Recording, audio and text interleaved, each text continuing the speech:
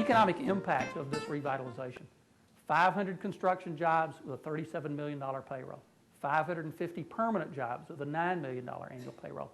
The hotels generate then $13 million in hotel motel tax, $50 million in sales tax, all that just in the first 10 years. More than $350 million in private funds being invested in this revitalization. And you say, well, why is this important? It's important because the Jekyll Island Authority makes its money on a percentage of gross revenues. And that's how they then make money to do some of the other things that need to be done at Jekyll. Affordability has been a big one everybody's been thinking about for a while. 72% of all the new accommodations would be priced below $139 a night per room, average daily rate. About 50% of all new accommodations would be priced below $96 per night per room. We think that's pretty good. We think that's pretty good. At some point somebody said, well, what do you think affordable is? And this was 2 or 3 months ago. People were saying, well, $150 a night. If it's above that, then that's too expensive. Okay, well, how about that? That's pretty good. Now, we think we need a few higher-end rooms because there are going to be people who are going to want some higher-end rooms. That's fine, but don't let that dominate. And we've tried real hard to make that, to not have that dominate. Parking, very, very important issue. The plan calls for 2,570 spaces. Some of these spaces would be located closer to the beach than any parking that exists today.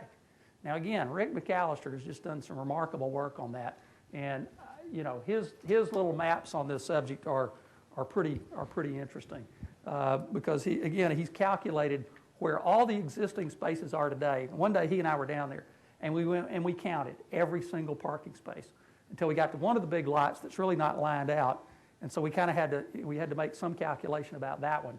But otherwise, we counted every single parking space down there and where they were located. And so what Rick's done is said, okay, how many spaces are within a 1-minute walk? How many are within a 2-minute walk? How many are within 2 minutes in the part of the convention center? What about 3, 4, 5 minutes?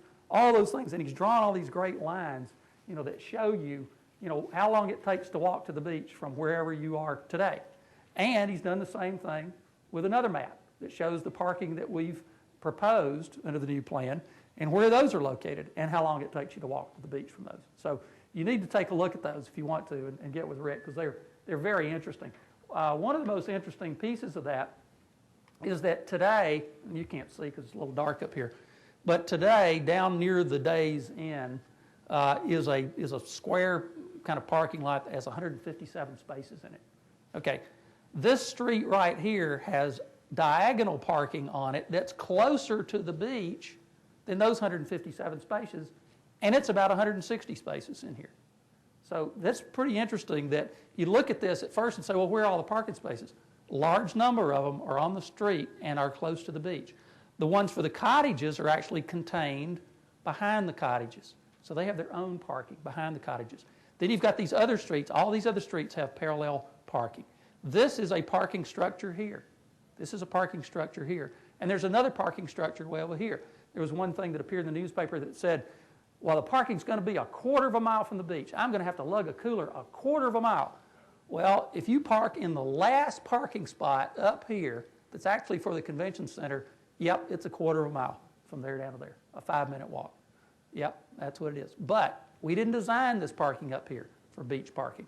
We designed it for convention parking up there. Get the convention folks out of the way of the folks who are day visitors who are coming in here to visit the village.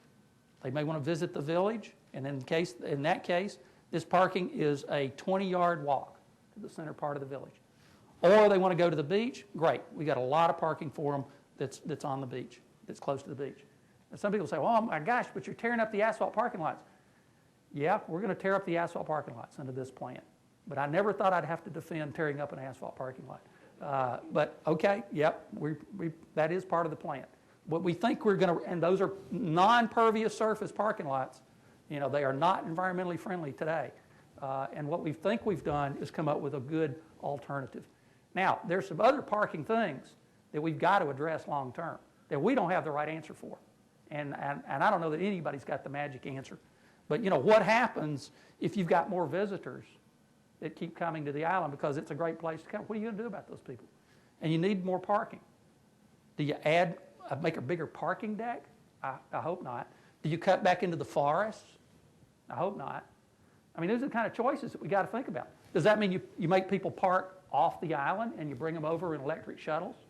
That's one idea. Do you park them somewhere else on the island and give them incentives to use bicycles and walk instead of using their cars? I mean, those are the kind of things, those are good things that we need to spend more time thinking about, talking about, because those are really important issues. And we don't have the magic answers. We think we put some of those ideas out there. Yeah, park them way off there. And guess what? There'll be some people today with no incentive at all that will park that car for 3 days and use a bicycle or walk because they think they're doing something good for the environment, and they are. And they think they're doing something good for themselves and for the island. And there will be a number of people who will do that voluntarily. There are some other people who say, nope, I'm going to drive my big car right up to that convention center door, and I want to park as close to that door as I can possibly get.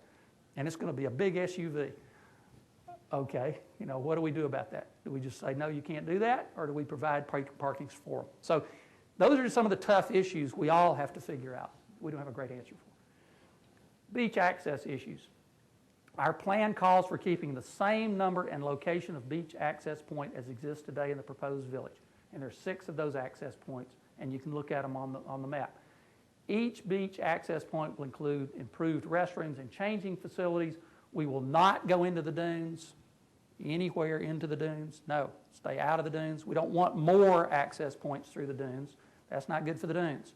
Keep the same number of access points that are there today. We think we've got them in the right place in terms of the locations, but we can continue to tweak that too.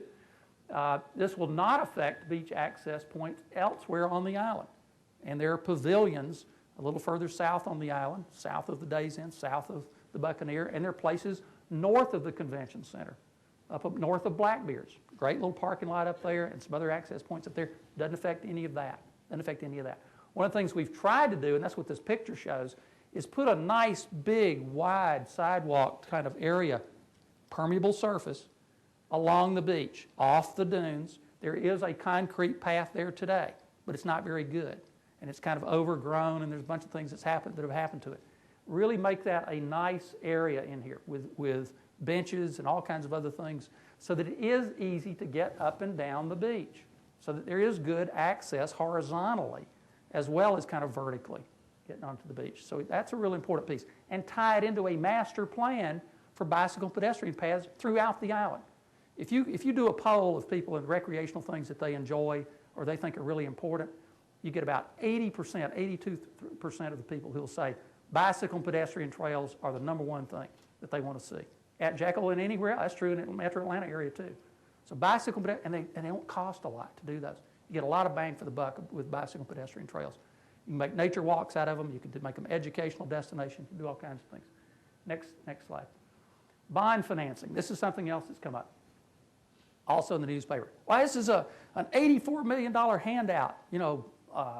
This is giving $84 million to these people. Whoa, time out. Not only that, we're not asking for $84 million to us, and we're not asking for any rent abatements either. You've seen that in the newspaper with some other developments. We, in fact, are talking about paying the Jekyll Island Authority $8 million, $2 million a year over the first 4 years to help make this happen, And that money can be used, in fact, for even bond financing. One of the things that we've said is, hey, if the private entity is going to put in $350 million, we think the state ought to invest in some things too, like a new convention center. And what about sewage and water? And what about some roads? Some of those infrastructure pieces that they needed to invest in anyway. That's what the $84 million is all about. That's what that's all about. So these private-public partnerships like this, the revenues that I talk about, us generating, that pays back the $84 million. Pays it back, interest and principal, and still has money. You still have money for continuing operations, other Jekyll Island Authority operations.